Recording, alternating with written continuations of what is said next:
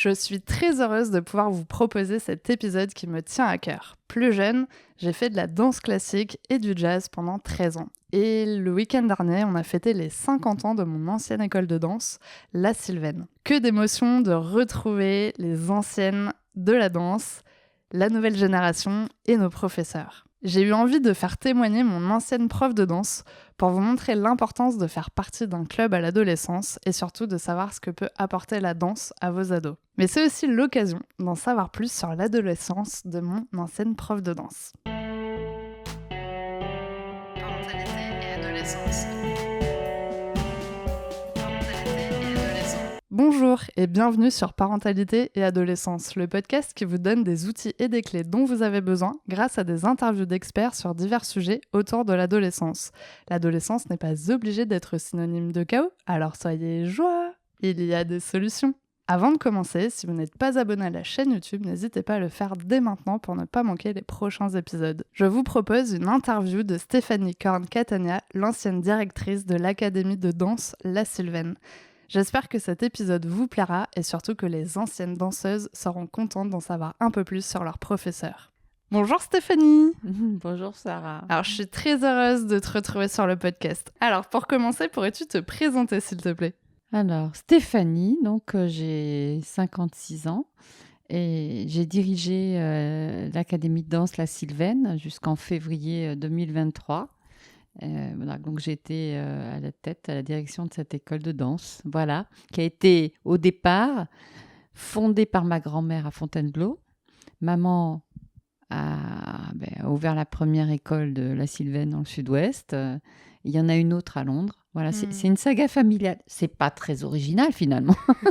Je suis pas sûre que toutes les académies de danse, en tout cas, peuvent avoir une histoire familiale aussi forte que la vôtre, sachant qu'on a fait quand même un spectacle qui a réuni les 3 écoles de danse quand j'étais petite et c'était un super moment. Oui, tu t'en souviens, oui. Ah oui, exactement. Moi, j'étais dans la maison des écureuils, donc j'étais très contente. Justement, alors comment tu as commencé la danse ? Je pense que j'ai dû tremper dedans dans le ventre de ma mère. Déjà, ça a dû commencer quand même pas mal parce que, comme je t'ai dit, j'ai vécu dans ce milieu-là depuis toute petite, dans le milieu de la transmission de la danse, parce que ma grand-mère avait son école de danse qui jouxtait sa maison. Donc voilà. Maman, a très vite ouvert une école de danse à Saint-Médard, à Saint-Aubin, à Reux-Saint-Médard, enfin voilà, à Condom aussi dans le Gers. Et dans le Médoc aussi, à Arsac, elle se baladait pas mal, quoi. Elle a repris un peu ce que ma grand-mère faisait aussi pas mal, tu vois, au départ. Et c'était pas évident parce que, les femmes qui vivaient de ça, c'était pas évident de se faire une petite place. Et du coup, elle t'emmenait dès toute petite finalement avec toi ? Oui, assez depuis toute petite. On peut dire que oui, parce que maman, quand elle avait donné ses cours, souvent elle m'emmenait. Et moi, j'aimais jouer à la maîtresse. Dans la maison, je jouais à la maîtresse. Et forcément, à la maîtresse de danse aussi après. J'aimais transmettre. C'était mon truc. On me disait, danser. Oui, danser, mais avant tout, je jouais à la maîtresse chez moi. Et que maman m'emmenait, oui, petite fille, je l'aidais, je l'assistais, et des fois même la remplacer très très jeune, je l'ai remplacée, ma maman. Parce que t'avais vraiment hâte de pouvoir être de ce côté-là. Exactement, je pense que oui, ça me faisait pas peur, je me posais même pas la question, c'était évident.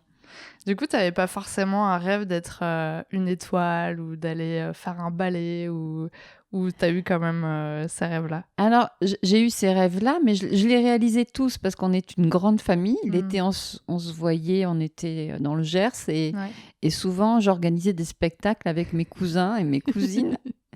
Et je faisais la chorégraphe, je faisais répéter tout le monde, on écrivait les uns et les adultes participaient, c'est-à-dire que c'était pas quelque chose de...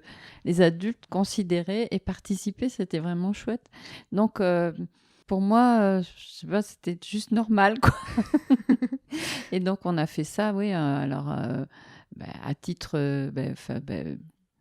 amusant comme ça. Voilà, j'ai grandi avec ça, quoi. Disons que ça m'a fait des petites expériences. Ouais. Voilà. Puis t'étais déjà finalement dans l'organisation. Voilà, après, bon, c'est vrai que l'envie de danser s'est concrétisée quand même, puisqu'il y a eu des expériences. Une à Bordeaux d'ailleurs, avec une compagnie, la compagnie de Christine Grimaldi, et une autre après aussi avec des amis qui avaient fait le cursus de danse de la Sorbonne avec moi. Et on a eu une petite expérience de scène. Mais vois-tu, ça m'a jamais convaincue de laisser... C'était vraiment la transmission pour moi, je pense. T'avais trouvé ta voie. La vie d'artiste, je ne regarde pas forcément un super bon souvenir, même si j'aimais le travail, etc. Mais après, j'avais l'impression d'être un peu enfermée, quoi. Ok, d'être un peu juste la répétition, s'occuper de soi, la répétition, s'occuper de soi. C'est parce que j'avais déjà goûté autre chose. Peut-être que... Ouais. Alors justement, maintenant, donc c'est un podcast qui parle d'adolescence. Oui. Est-ce que tu pourrais nous expliquer un petit peu comment s'est passée ton adolescence et quel était ton rapport à la danse à cette période? À cette période. Alors, je vais essayer de faire marcher ma mémoire. On veut pas que les qualités, hein, bien évidemment. Alors, je pense que j'ai dû m'ouvrir à d'autres formes de danse. Ça a dû être compliqué des fois pour ma famille, par exemple, parce qu'on est très danse classique. Ouais. Mais je pense que c'est plus tard, ça. C'est vraiment quand j'étais étudiante. À l'adolescence en elle-même, je sais pas, ça n'a pas trop bousculé. Je vois pas trop là tout de suite. Mais ici, oui, on était un peu en clash aussi avec pour les goûts, des vêtements, des choses comme ça. Ouais. Mais pour la danse, je me rappelle pas trop, moi, à l'adolescence, si c'était... Parce que tu as eu envie d'arrêter ou justement d'aller en contradiction avec... non, avec jamais envie d'arrêter. Jamais. Ça, c'est... Jamais. Non, c'était pas ça. Alors, après, ça peut être des trucs d'ado, genre, oui, parce que ta position est différente quand tu es la fille du prof, c'est pas toujours évident. Donc ça, c'était une expérience qui était peut-être plus douloureuse à l'adolescence, mais pas vraiment. J'ai pas un souvenir de... Tu vois, particulièrement, il y a pas eu, j'ai envie de faire, par exemple, de la danse moderne jazz. Non, j'aimais beaucoup la danse classique. Hein, ok. Franchement. Après, c'est venu beaucoup plus tard. C'est-à-dire, je devais avoir 19-20 ans. C'est plus l'adolescence, je sais pas. Faut savoir que le cerveau finit de se construire à 25 ans, donc ça dépend. Alors, T'étais une jeune adulte. Enfin, moi, j'étais étudiante à Paris et... Par la force des choses, donc j'ai été amenée à découvrir d'autres formes de danse, d'où la danse contemporaine. Et ça, c'était un gros choc déjà parce que j'étais très grande, il y avait des passages au sol, j'étais particulièrement ridicule. Et je voulais comprendre, quel était le plaisir, parce que j'en avais pas trop, je pense. Et je voulais comprendre quand même malgré tout, tout ce qui se passait, les enjeux qu'il y avait. Donc j'étais très... très curieuse. J'allais voir des spectacles, beaucoup au Théâtre de la Ville, je me renseignais sur c'est des techniques d'approche du sol, comment on a... Mais c'est vrai que c'était un peu plus difficile dans ma famille, par exemple. C'était danse classique avant tout. Disons que la danse contemporaine, c'était vu comme... c'était pas la même chose, quoi. Donc, je le gardais un peu pour moi, mais ma maman, je pouvais lui en parler quand même. Maman, oui, elle était ouverte quand même à entendre ce que j'avais envie de faire, quand même. Et finalement, du coup, t'as pas eu ce problème qu'on peut avoir aussi aujourd'hui sur des problèmes d'orientation, de qu'est-ce que je vais faire plus tard. Alors non, j'ai jamais connu ça. Depuis ce que tu voulais petite, voilà, non. Ça, c'est vrai que toute petite, on m'avait présenté à l'Opéra de Paris, tu vois, à l'âge de 8 ans, mais j'étais trop jeune. Donc la séparation avec les parents. Et après, je voulais faire la Royal Academy of Dance, l'école qu'avait faite ma tante, si tu veux. J'avais été la voir, j'avais 11 ans. J'avais été dans ces studios magnifiques et rencontré des gens adorables. Miss Cameron, je pense à elle parce qu'elle enseignait tout le syllabus de Tamara Karsavina, qui était la partenaire de Nijinsky et qui avait légué tout ce syllabus à Tamara Tous ces syllabus de Tamara Karsavina qui avaient été légués à la Royal Academy. Et c'était Miss Cameron qui l'enseignait. Je me souviens de ses classes. Je me souviens de plein de choses. J'avais 11 ans. Et à 11 ans, je suis rentrée. J'ai dit, je veux faire ça. Génial. Et je l'ai fait. Du coup, comment ça se passe après? Ça a été quoi, alors du coup, ton parcours? Alors, il y a eu la fermeture du cursus de danse de la Sorbonne. D'accord. Donc là, ça a remis en question un peu plein de choses. Donc, j'ai travaillé avec une prof à Paris l'examen d'entrée pour pouvoir faire la Royal Academy. Ok. Et j'ai passé l'examen. J'ai attendu qu'elle rentre du Canada parce qu'à ce moment-là, elle suivait une de ses élèves au Canada, Muriel Valta, et elle est revenue après. Et j'ai pris donc les cours avec Yvonne Cartier à Paris, qui m'a formée, et j'ai passé l'examen. Et ce qui fait que je pouvais être habilitée à faire un cursus de danse là-bas à Londres. Voilà, donc c'est ce que j'ai fait après. Super. Et après, du coup, tu as pu revenir? Après, donc, j'ai travaillé à Londres quand même. Ok. Donc, j'ai été étudiante. J'ai eu une bourse d'études aussi par la Royal Academy. Et j'ai beaucoup travaillé pour ma tante aussi, pour d'autres écoles. Et puis, je suis partie à Malte aussi. J'ai travaillé à Malte. Et après, je suis revenue à Bordeaux. Et du coup, comment ça s'est passé le travail avec sa maman? J'ai eu Sarah comme élève. J'étais toute petite. Et ça s'est passé comment, du coup, la collaboration avec ta maman? Très bien. Très Super bien. Bonne naturel. Ouais. Ça, c'est chouette. Ouais, c'est chouette. C'est pas donné à tout le monde. C'est pas donné à tout le monde, je le sais. Et je crois qu'on le sait, on le savait toutes les deux et qu'on pouvait travailler ensemble. Ouais. Maman, elle avait hâte, je crois, que je rentre quelque part. Elle avait vraiment envie que je vienne. Et moi, j'ai pris mon temps d'avoir mes expériences. Oui, c'est bien aussi. Et puis, bon, c'était pas écrit, mais je savais qu'il y avait un port d'attache où je pourrais faire tout ce que je veux, dans le sens mener le travail comme je le veux. J'avais quand même des idées précises déjà de ce que j'avais envie de faire. Et on était d'accord. Donc, c'était très facile. Trop bien. Du coup, tu en as parlé un petit peu tout à l'heure, que c'était plutôt quelque chose d'inné qui te poussait justement vers la transmission. Mais est-ce que tu penses qu'il y a quelque chose de particulier qui t'a poussé à avoir envie, tu vois, d'être danseuse et de partir sur cette voie et ensuite de mener à bien cette académie de danse? Et est-ce que ça a été une somme de plusieurs choses ou il y a un petit truc au fond de toi plutôt qui t'a poussé? J'ai toujours eu plein d'idées, plein de projets, je crois, dans plein de domaines. Et j'arrivais à réaliser à peu près toute cette somme de choses que j'avais envie de faire avec une école de danse. Il y a pas mal de choses dans une école de danse. Parce que, d'abord, c'est une belle rencontre humaine. Et le faire dans une petite ville comme Saint-Médard, parce que j'avais travaillé déjà dans une grosse ville, ça me permettait d'avoir des liens et de structurer les choses d'une manière plus facile.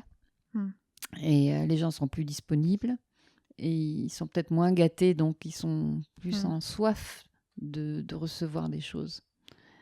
Et que dans une grande ville, t'as beaucoup de choses et finalement, on sait t'as trop sollicité. Des fois, on n'en fait pas tellement que ça va. Et donc, c'était bien parce que toutes les idées de spectacle, notamment, ou même je dis dans la gestion de la vie d'une école de danse, je pouvais avoir le soutien, l'écoute des parents. Je me suis jamais sentie seule. Et j'aurais jamais pu le faire toute seule. En fin de compte, ça a toujours été une équipe comme une grande famille, la Sylvaine. Et je le voyais comme ça, mais en ayant mes idées quand même bien. Voilà, j'amenais les gens à comprendre ce que j'avais envie de faire avec les enfants, que ce soit au niveau pédagogique, au niveau des sorties, au niveau après de la construction des spectacles.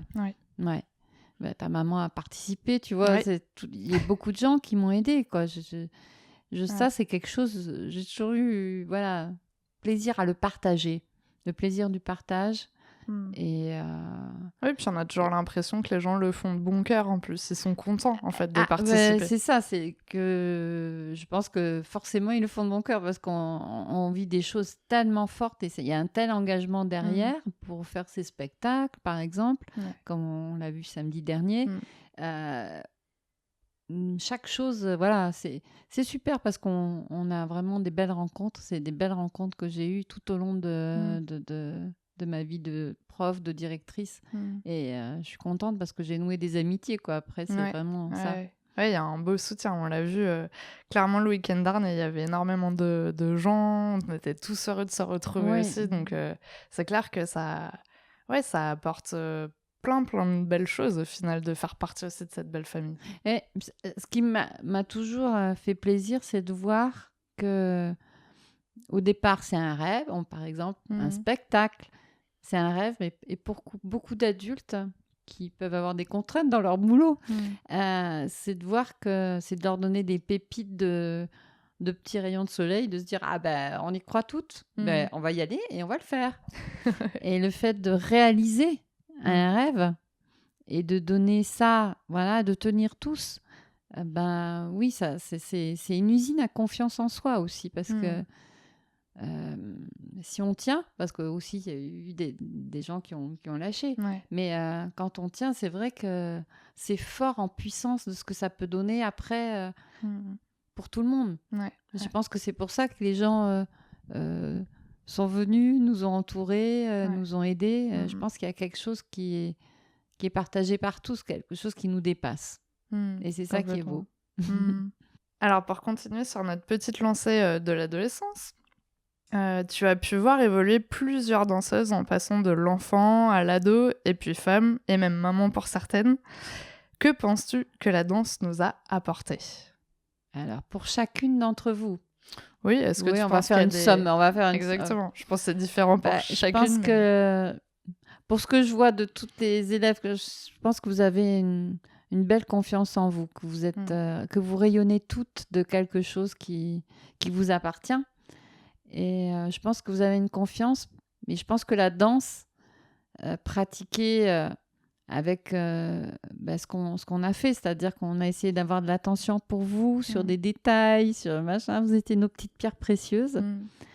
Et je pense que vous avez senti tout ça. Et c'est le fait peut-être de voir que de vivre que toutes ces choses-là vous ont donné la force peut-être et la confiance que voilà, et vous aviez c'est comme un port d'attache, quoi. On a un truc qui nous développe plus qu'autre chose et on sait qu'on peut y revenir parce que ça nous donnera toujours des ressources, même si on danse plus. On va voir un spectacle, ça nous rappelle des choses.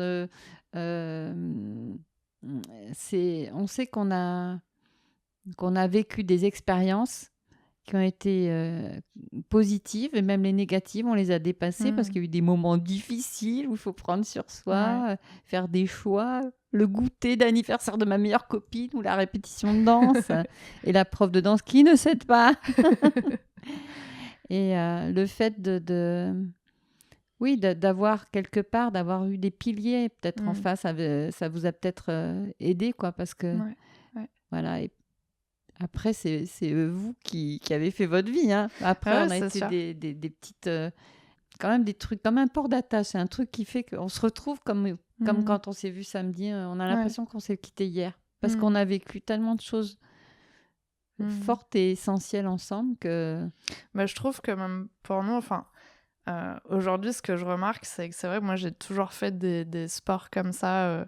dès le plus jeune âge, quand j'étais petite, maman m'a dit « Tu veux faire quoi comme sport ?» J'ai dit « De la danse et de l'équitation. » Et je les ai commencés à l'âge de 4 ans. Et pendant plusieurs années, j'ai évolué là-dedans. Et en fait, quand tu arrêtes, je trouve qu'en étant adulte, je trouve ça plus compliqué de choisir un sport sans y avoir été... petit.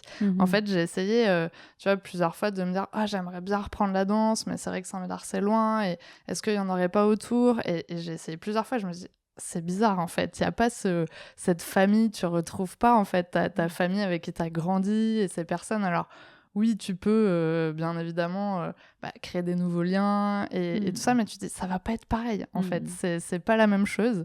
Et je trouve que quand on a fait le spectacle samedi, donc pour ceux qui nous écoutent, c'était les 50 ans de la Sylvaine le week-end dernier. Et donc, on nous a demandé Donc, il y a eu le spectacle qui a été fait avec les élèves actuels. Et ils ont demandé, du coup, à toutes les anciennes danseuses de venir pour le final. Et en fait, c'était incroyable, je trouve, la sensation, parce que on n'avait pas un passage qui durait 5 minutes, mais quand on est monté sur scène, il y avait vraiment, je trouve, la mémorisation du corps, en fait, qui est arrivée, et on s'est dit, waouh, en fait, je me souviens de la lumière, je me souviens de cette sensation, et tout le monde avait vraiment une émotion forte, quoi. Oui. Ah bah ça se ressentait. Hein. Ah oui. Moi, je pense que j'ai pleuré à peu près pour tout le moment où on a dû passer, à retenir nos larmes jusqu'à la fin. Et en fait, c'était vraiment de se dire, on est tous là au même moment. Bah oui, tu évoques à la fois le fait que ça t'a construit durant ta vie d'enfant jusqu'à ta vie d'adulte. Et maintenant, on est adulte, on peut pas retourner en arrière non plus. Et on cherche d'autres activités. Mais bon, après, il faut trouver l'endroit où il y aura un esprit. Ce sera différent. Mais on est encore là, on se retrouve et on va partager. On va partager sur d'autres choses. Mais en tout cas, ce qu'il y a, ça peut pas être effacé. Ça vous a construit, ça sera toujours là. Ça fait partie de vous. Et là, vous avez revécu plein de choses et ça remonte à la surface et c'est génial en même temps, quoi, parce que vous prenez conscience que ça a compté pour vous. Mais je sais que ça a compté, sinon vous n'auriez pas été présente. Et celles qui n'étaient pas là ou ceux qui n'étaient pas là, je sais qu'il y a eu des fois où c'était pas forcément évident de pouvoir être là. Mais ils étaient là par la pensée, ça c'est sûr. Pas vu tous les messages qu'on a reçus, mais on a... Oui, mais je crois que maman et moi, et puis Lalou le fait dans le même esprit. Je pense que c'est peut-être propre aux écoles de danse aussi. Peut-être parce que c'est un truc qu'on voit les enfants, ils arrivent à 4 ans. Ouais. On n'a pas envie de les lâcher parce que c'est tellement beau de voir cette progression de tout passer ensemble. L'adolescence, c'est un peu difficile, c'est vrai, je te l'ai dit. Ah, tu fais attention à l'adolescence, c'est pas le truc. Pourquoi ? Parce que, en tout cas, par rapport à l'enseignement de la danse classique, qui est évidemment rigoureux. Donc, mais bon, s'il y a du modern jazz et que le professeur de modern jazz est un petit peu intelligent, ça se passe bien, il y a quelque chose qui se passe bien et qui fait que ils vont pas lâcher la danse pour autant et ils vont continuer. Donc c'est un passage. Mais c'est vrai que c'est beau parce qu'on connaît les gens pendant pratiquement de 4 ans jusqu'à ce qu'ils s'en aillent. C'était ça, le truc qui était fantastique, de 4 à 20, 22, jusqu'à ce qu'ils finalement ils trouvent un boulot, quoi. Presque, c'est un peu ça, quoi. Et il n'y a pas beaucoup de... Oui, je ne sais pas s'il y a beaucoup de... Enfin, moi, je parle pour c'est mon expérience. C'est vrai que c'est beau parce qu'on vous voit grandir, etc. Et on doit franchir aussi avec vous toutes les étapes parce que... Alors pour l'adolescence, c'est vrai que c'est une étape qui est un peu plus difficile parce que le corps de la femme s'éveille, qu'il y a beaucoup de choses qui... Et puis surtout, la danse classique, justement, t'es en juste corps. Donc chaque défaut, tu peux pas les louper. Voilà, il y a aussi un peu l'acceptation aussi de son corps. Oui. Et quand t'as commencé petite et t'avais ton juste corps, tu trouvais ça super mignon, c'était génial. Puis d'un coup, tu deviens ado et puis là, t'as les seins qui poussent, t'as peut-être un petit bourrelet qui commence à arriver, tu vois les autres aussi à côté de toi. Enfin, t'as aussi tout ce côté où il faut assumer un peu son corps. Et c'est pas facile. Et je pense que finalement... la danse classique, ça peut apporter ça aussi. Ça peut peut-être complexer et à la fois aussi t'aider à t'assumer d'une certaine façon. Parce que, je sais pas d'ailleurs si t'as des exemples, mais est-ce que c'est arrivé peut-être que t'aies croisé des danseuses qui, par complexe, en fait, ont arrêté la danse ? Oui, je pense. Par contre, elles ont du mal à le dire, tu vois, à le formuler. Ouais. Surtout professeur, tu vois, que t'as eu... C'est pas facile, mais je pouvais l'appréhender dans le forme de ce que tu as dit, que ça pouvait être Alors alors que nous, moi, je les aime, si elles prennent 1 kilo ou machin. Et je dis jamais, bon, ça c'est une formation aussi qu'on a développée, c'est qu'à l'académie, on nous avait préparé à ça, parce qu'il y a beaucoup d'anorexie, des choses comme ça qui se développent dans le milieu de la danse. Et moi, j'étais un peu préparée quand même, parce qu'on avait une formation quand même par rapport à ça. Et le truc, c'était jamais de faire un compliment quand les gens avaient maigri. Ça, c'est terminé. Et, voilà, c'était juste, vous êtes belles, mes filles. Et c'était sincère de les voir. Mais après, c'est s'accepter son corps. Même moi aussi, ça me l'a fait, d'accepter tout d'un coup que ça... Alors, c'est peut-être plus d'avoir peut-être... faudrait peut-être changer de tenue au moment de l'adolescence, accepter certaines choses. Mais ça... Peut-être qu'avec un petit tutu, ça passerait mieux. Oui, je sais pas, c'est quelque chose sur lequel on pourrait travailler davantage. Le milieu de la danse s'ouvre petit à petit, mais en tout cas, oui, je pense que c'est quelque chose qui peut être pas évident justement à l'adolescence avec tous ces changements. C'est pas facile. As-tu un message à transmettre aux personnes qui nous écoutent aujourd'hui? Et j'espère qu'il y aura du coup des danseuses et des anciennes que tu as pu déjà croiser. Alors, ce que j'ai envie de leur dire, c'est de s'accrocher à leurs rêves. S'accrocher à leurs rêves, et si elles ont eu une expérience, en tout cas au sein de la Sylvaine, c'est bien ça, quoi.